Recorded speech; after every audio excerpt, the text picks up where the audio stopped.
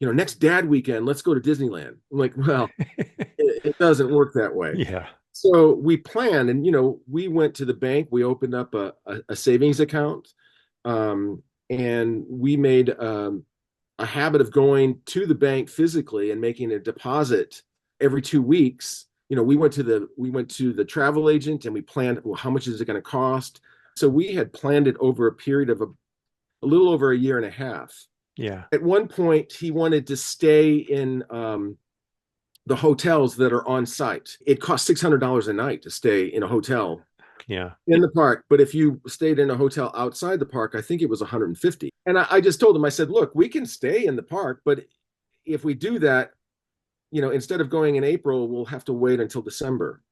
Yeah. And yeah, let's just go in April. So, he made this his choice. I mean, great, because that's how it works when you're an adult in real life, right? It's like, well, I could do these things, but what's the cost going to be? And, and how much longer is that going to take me to get there? And one of the things with FI, and you kind of touched on this, right?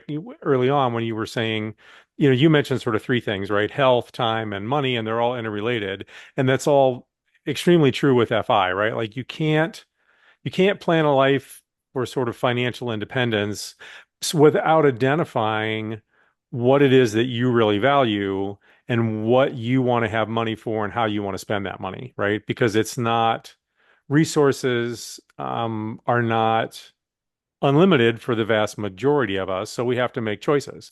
But if you know yourself, you invest in knowing yourself and what really sort of brings you joy, then it makes it easier to make those decisions, right? I mean, so th that's kind of a more sophisticated sort of way of looking at it as you get older and you have more responsibilities. But I think what you were teaching him, what you guys went through with that example of the hotels in the park or outside the park is the same type of thing, just appropriate for someone that's 10, right? Right. So yeah, I think that's great.